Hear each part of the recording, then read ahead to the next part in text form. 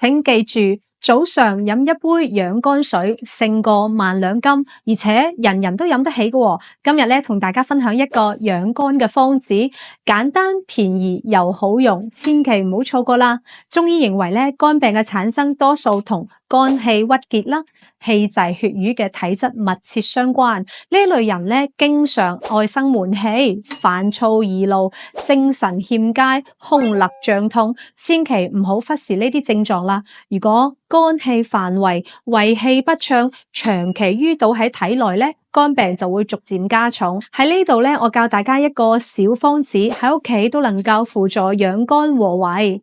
我哋用蒲公英10克、川芎6克、玫瑰花5克、紅棗5粒，一齊煮水15分鐘代茶飲。佢可以行氣活血化瘀、疏肝解鬱，辨證為肝氣鬱結、肝氣犯胃嘅朋友，不妨早上嚟一杯。記住咗未啊？想養生，跟住羅醫生。